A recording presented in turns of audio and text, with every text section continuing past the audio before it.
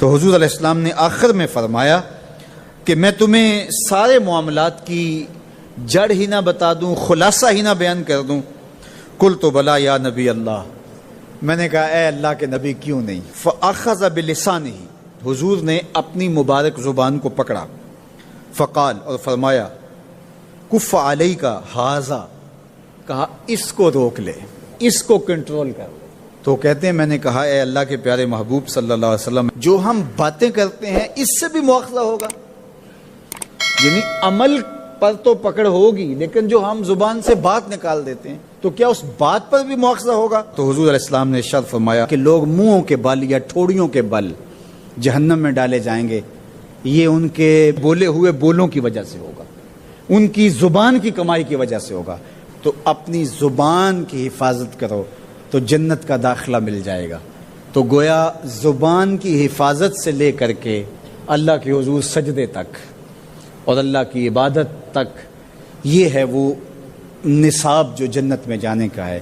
اللہ ہم سب کو 5 گانا باجماعت نماز کی توفیق دے، اللہ ہمیں توفیق حج کی نصیب کرے، اللہ ہمیں رمضان المبارک کے روزے رکھنے کی توفیقات سے مالا مال کرے، اللہ اپنی راہ میں جد و جہد اور جہاد کی توفیق سے مالا مال کرے، اور اللہ ہمیں ہماری زبان کی حفاظت کی توفیق دے تاکہ ہم خیر کی راہوں کے مسافر رہیں۔ کچھ لوگوں کی عادت ہوتی ہے کہ وہ بہت زیادہ چیخ چیخ کے بولتے ہیں اور بلند آوازی سے گفتگو کرتے ہیں۔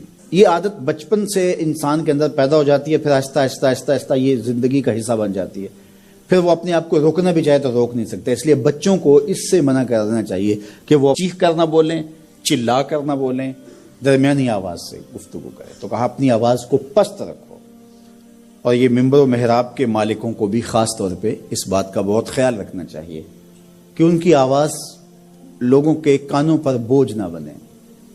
آج کل تو یہ ساؤنڈ سسٹم لگے ہوئے ہیں، اور پھر ماشاءاللہ کچھ لوگ تو یہ ایکو کا بھی ضرورت سے زیادہ استعمال کرتے ہیں۔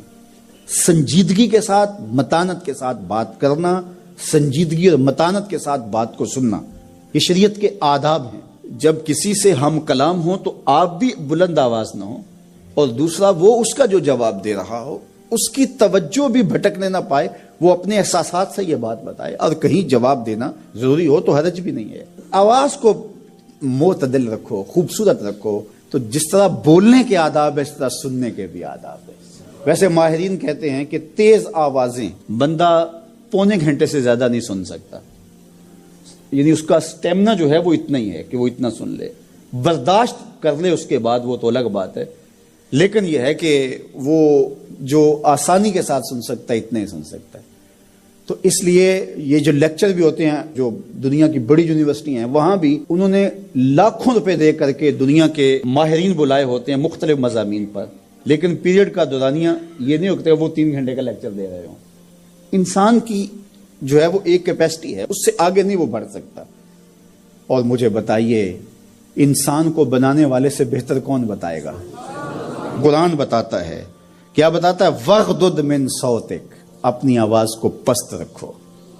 باقی اس کے الگ احکام ہیں کہ اذان دے رہے ہیں، آپ کسی کو پکار کر رہے ہیں، جنگ میں رجز ہے یا کوئی اور بات ہے۔ ابھی لائٹ چلی جاتی ہے اور دور تک لوگ بیٹھے ہیں تو مجھے لامحالہ طور پہ اونچا بولنا پڑے گا۔ میری آواز اونچی ہے تو میں کوشش کروں گا آخری شخص تک آواز پہنچے، وہ ایک الگ بات ہے، لیکن اب یہ آواز ایسے ہی سب تک پہنچ رہی ہے۔ تو ان آداب کو جب ہم سمجھتے نہیں ہیں تو اپنی بات کو اچھی، کچھ لوگ سمجھتے ہیں کہ زور سے بولیں گے تو لوگوں کے اندر بات اترے گی، ایسا نہیں ہے۔ بات زور سے بولنے سے نہیں اترتی، بات دلیل سے اترتی ہے۔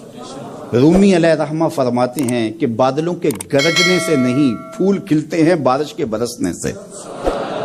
تو بارش برسے گی تو پھر پھول کھلیں گے، بلکہ وہ جتنی آہستہ آہستہ برسے گی اتنی ہی جذب ہوتی چلی جائے گی۔ سہج پکے سو میٹھا ہو۔ اس لیے اپنے لہجوں کو خوبصورت بھی بنائیے، اپنے لفظوں کا انتخاب بھی اچھا کیے، اور اپنی آواز کو پست بھی رکھیے، لوگوں کے کانوں پر آپ کی آواز بوجھ نہ ہو۔